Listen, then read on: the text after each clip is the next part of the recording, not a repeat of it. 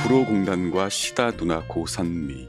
집 구하고 돈 좀 쌓이면 너랑 동생도 부를게. 엄마는 진보다리를 지고서 열차에 올랐다. 1979년 여름이었다. 16살 된 소녀 고선미는 두근거리는 가슴을 누르며 엄마에게 손을 흔들었다. 서울 가면 공부 열심히 해서 외국 여행하면서 살아야지. 예쁘장한 선미는 스튜어데스가 꿈이었다. 나이 비슷한 막내 이모, 외사촌 언니와 함께 미스 코리아 놀이를 하면서 놀던 소녀였다. 동네 언니한테서 옷 만드는 기술도 배우던 차에 서울로 갔다니. 이 시골 소녀는 이미 태평양과 대서양을 훨훨 날아다니는 것 같았다. 선미는 충남 조치원에 살았다. 아버지, 엄마와 남동생과 함께 살았다. 열차 상인에게 계란이며 오징어를 대주던 아버지 덕에 유복하진 않아도 남부러울 일 없이 살았다. 책보자기 대신에 책가방도 있었고 레이스 달린 자주색 원피스도 있었다. 문득 아버지가 하늘로 가고 선민의 집은 가난 구덩이에 빠졌다. 돈 벌러 간 엄마는 이듬해 선미와 동생을 서울로 불렀다. 엄마는 구로공단에 있는 의류공장 대우어패럴 구내식당에서 일하고 있었다. 엄마는 남매를 가리봉 오거리에 있는 집으로 데려갔다. 현관 뒤로 부엌이 나왔다. 연탄가스 냄새가 났다. 아궁이 위 미닫이 문을 여니 방이 있었다. 한 사람 눕기 딱 좋았다. 말이 나오지 않았다. 말이 없는 선미에게 엄마가 말했다. 내일 따라오너라. 선미는 다음날 엄마가 일하는 공장에 취직했다. 의상 기술을 보더니 공장 사람은 선미를 완성반으로 보냈다. 완성된 옷에 단추를 달고 마무리를 하는 팀이다. 천을 다리고 실밥을 속간에 미싱사들에게 넘기는 시다보다는 편했다. 완성된 옷을 상자에 담을 때마다 스튜어디스가 되겠다는 꿈도 꾸깃꾸깃 꾸겨서 보이지 않게 집어넣었다. 선미는 공순이다.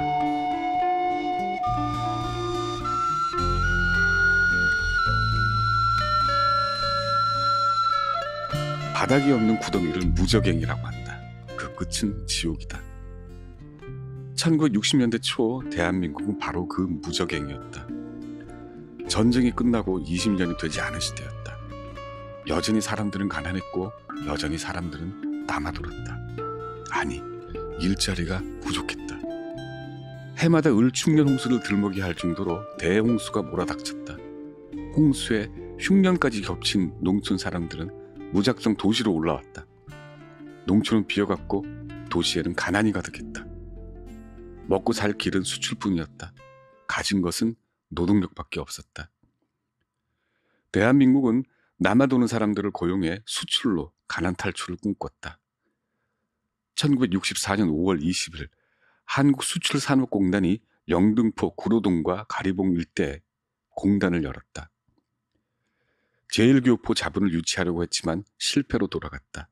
대신 국내 기업들이 대거 입주했다.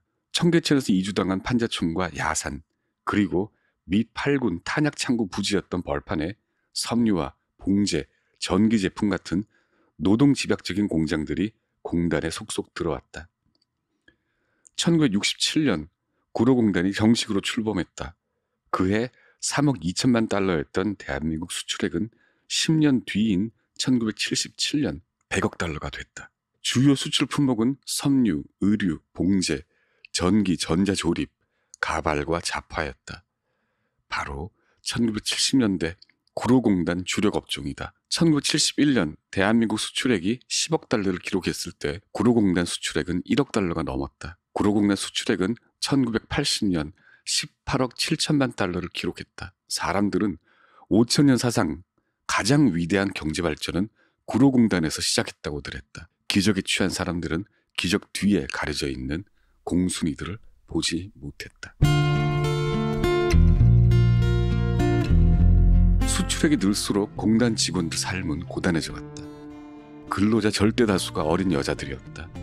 고등학교는커녕 중학교도 나오지 못한 아이들이 많았다. 많은 여자아이들이 공단에서 생리를 시작했고 작업대 앞에서 키가 자랐다. 아이들은 주 야간 교대 근무자 서너 명이 월급을 쪼개서 벌집에 새들어 살았다. 겉은 단독주택인데 들어가 보면 복도 양편으로 부엌 달린 단칸방 수십 개가 다닥다닥 붙어있는 집단 자취집이었다. 비키니 옷장 하나, 경대 하나와 안전뱅이 상 하나를 함께 썼다. 화장실은 수십 명이 같이 썼다. 한 집이지만 서로 얼굴을 보지 못하는 날도 많았다. 어쩌다 만나게 되는 날이면 아이들을 함께 라부떼를 먹었다. 라면 보통으로 때운다는 뜻이다. 1973년 추석을 앞두고 벌집에 살던 세 자매가 연탄가스로 죽었다. 미닫이문 틈으로 부엌 연탄가스가 스며든 것이다. 경기도 광주에서 올라와 전기제품 공장과 완구 공장에서 일한 지 1년 갔던 여자들. 17, 19, 20살 된 피지 못한 꽃들이 허망하게 졌다. 아무도 공순이들의 죽음에 크게 주목하지 않았다. 1975년 포크 듀엣 둘 다섯이 긴 머리 소녀를 히트시켰다. 노래는 이렇다. 빗소리 들리면 떠오르는 모습, 달처럼 탐스런 하얀 얼굴, 우연히 만났다 말없이 가버린 긴 머리 소녀야. 개울 건너 작은 집에 긴 머리 소녀야. 눈 감고 두 손 모아 널 위해 기도하리라. 그해 대한민국 주부와 여대생과 여공들은 너나 없이 미니스커트를 입고 머리를 길렀다. 노래를 들으며 사람들은 황운순의 소설 소나기에 나오는 윤초신의 증손녀를 떠올렸고 가족을 위해 공단으로 떠나는 시골 소녀들을 떠올렸다. 둘다섯 멤버 이두지는 희극배우 손철이 써준 가사를 손봐서 공단으로 떠나며 눈물겨운 작별을 했을 사춘기 누이들을 생각하며 지은 노래라고 했다. 둘다섯은 이후 구로공단을 자주 찾아와 공연을 했다. 마지막 곡으로 이 노래를 부를 때면 무대 아래에는 울음바다가 생겨나곤 했다.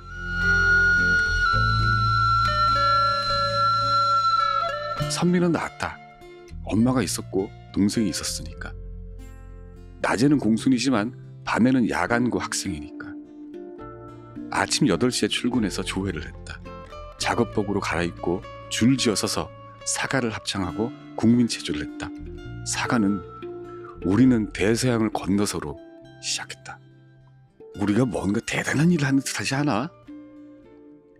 나라에서는 산업여군이라고 했고 아침마다 대서양을 건너는 일을 한다고 하니 선미는 자기가 굉장히 의미 있는 일을 하고 있다고 생각하고 우쭐해했다. 남동생은 중학교와 고등학교를 다녔고 대학교를 다녔다. 선미가 치마와 블라우스, 구두 각각 2벌씩과 2켤레씩으로 사는 동안 동생은 교복을 입고 청바지를 입었고 프로스펙스 운동화를 신었다. 가끔 선미는 생각했다. 왜 나는 가난한 부모를 만나서 이 고생을 할까? 하지만 동생에 대한 원망은 전혀 없었다. 한 집의 기둥인 남자아이는 공부를 해야 하고 계집아이는 그 남자를 지원해야 했다. 당연한 일이었다. 본봉이며 잔업수당이 깨알같이 적힌 노란 월급 봉투는 뜯지도 않고 엄마한테 줬다. 힘든데 월급이 참 적다라고 느꼈지만 이 또한 당연하다고 생각했다. 다들 그렇게 받았으니까.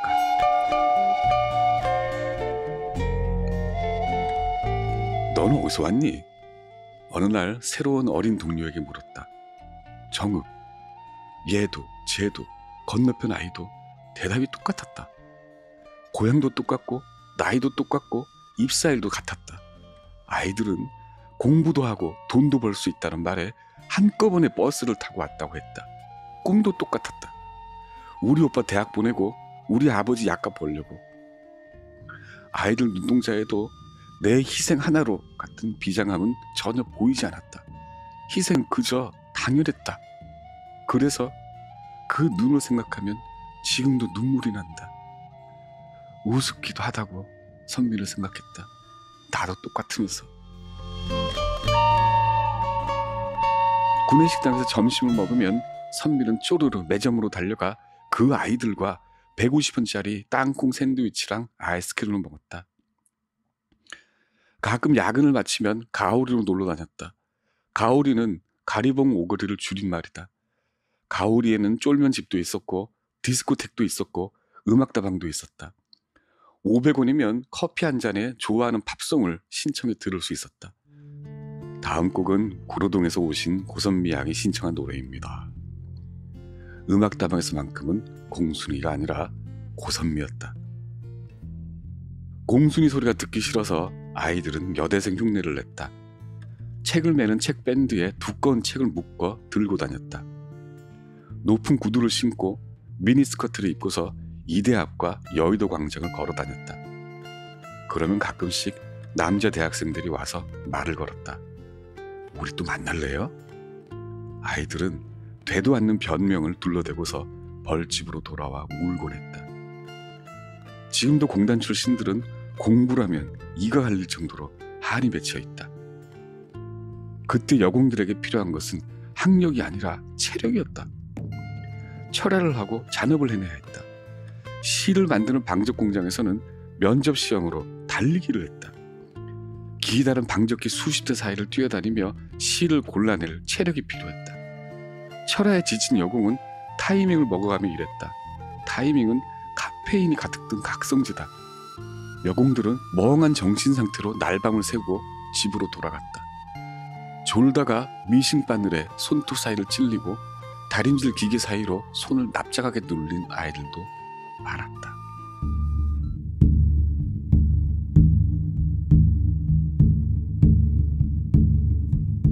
공단을 밝히는 가로등은 희미했다. 선미의 삶도 희미했다. 정읍에서 왔던 어린 계집아이들도 어두웠다. 저임금을 기반으로 노동 집약형 상품을 저가로 수출해 달러를 벌던 시대였다. 근본이 저임금이었다. 그러니 수출 역군들은 저임금을 감내하며 작업을 했다. 돈을 벌어도 고향집 보내고 적금 붓고 나면 쫄면 하나 사 먹기도 버거웠으니 도대체 돈은 어디로 간 걸까? 공부도 제대로 못하고 나이도 어린 여자아이들이라 뭐가 잘못됐는지 알지 못했다. 퇴근할 때면 좁은 수의실에서 온몸을 센터 까이며 공장 물품 도둑으로 몰려도 그게 당연한 줄 알고 일했다. 그러다 1985년 마침내 닥칠 게 닥쳤다. 공단에 있는 근로자들이 일제히 파업을 한 것이다. 구로공단 동맹파업이라고 부른다.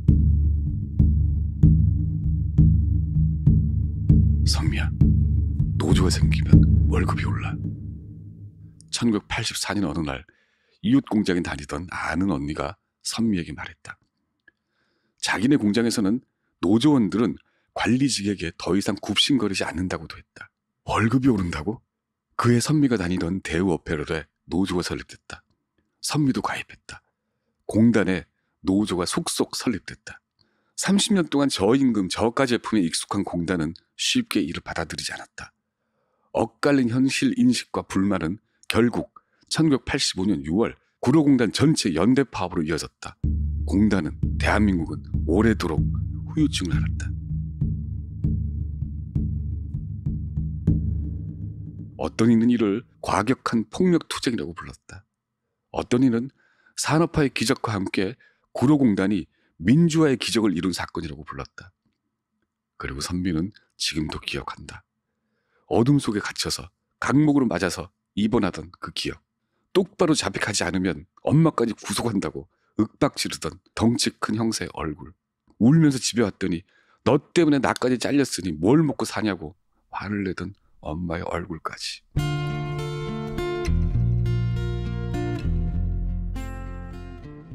공순이 선미는 일터를 잃고 하청업체를 전전했다. 조합원 이력서로는 대기업 취직은 불가능했다. 그러다 남자를 만나 결혼을 했다. 착하고 믿음직한 공장 동료였다. 1994년까지 공장을 떠돌다 미싱을 들여다놓고 광명시에 공장을 차렸다. 봉제라면 죽어도 싫었지만 아는 게 따로 없었다. 미싱사와 쉬다가 퇴근하면 남편이랑 둘이서 잔업을 했다. 두 아들은 작업판 위에 재우며 일했다. 못 배운 게 서러워 회초리로 손바닥 때리며 가르쳐서 아이들 대학 보내고 대학원도 보냈다. 집도 샀다.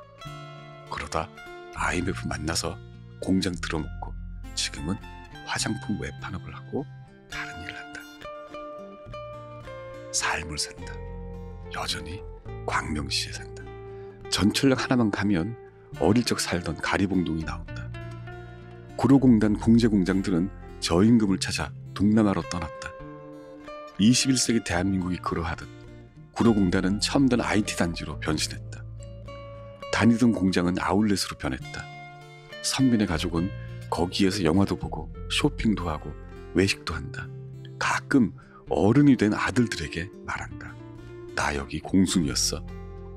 고객이 된 공단 사모님들에게 말한다. 공순이들 함부로 대하지 말라고. 사는 게 다 이유가 있는 거라고.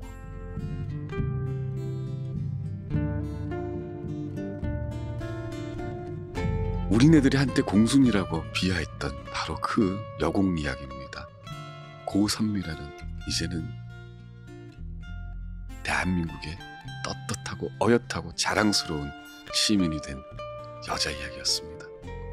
그 고선미가 그 신선한 삶을 다 겪어내고 저에게 이렇게 이야기합니다. 더 배우지 못한 거 후회가 됩니다. 더 좋은 환경에서 살 수 있었을 텐데 그게 서러워서 아이들한테 모질게 굴었습니다.